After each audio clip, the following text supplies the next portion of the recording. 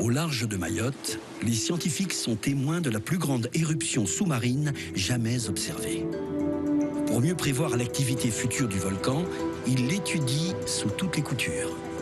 Jean-Christophe Komorowski, volcanologue, s'intéresse particulièrement aux laves émises par le volcan qui construisent petit à petit l'édifice volcanique. Quand on voit ces images, on va prendre conscience de l'échelle de cette éruption avec des flots très importants de lave qui dégoulinent des flancs du nouveau volcan. Les quantités de lave qui sont déversées sur le fond de l'océan étaient très élevées, plusieurs dizaines, voire quelques centaines de mètres cubes secondes. Et c'est pour ça que ça correspond à une des éruptions les plus intenses depuis plus de 200 ans. C'est probable, vu la quantité de lave qui est sortie ici, vu la longévité de l'éruption, qu'on assiste à la formation d'un volcan complexe qui pourrait avoir plusieurs sites d'émission de lave au cours de la vie qu'il va maintenant mener probablement pendant de très longues années. Ce n'est qu'en analysant cette lave en laboratoire que les chercheurs pourront anticiper l'activité future du volcan.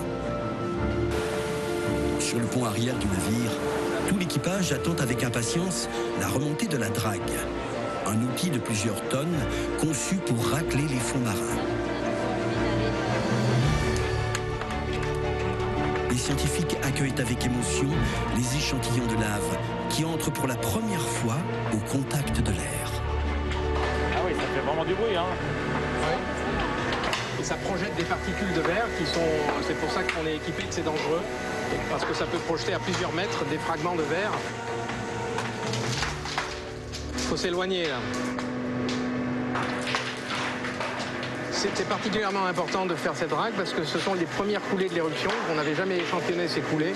Et du coup, ces échantillons nous permettent de comprendre d'où vient le magma, quelle est sa composition, comment il a évolué. Tous ces paramètres sont importants pour la surveillance, pour l'analyse de la dynamique de cette éruption et de ses conséquences potentielles. Ça va nous permettre de comprendre le système en entier et la relation avec le volcanisme à Mayotte. À Mayotte, les scientifiques assistent pour la première fois à la naissance d'un volcan sous-marin. Sous leurs yeux se joue le lent processus de construction de notre planète.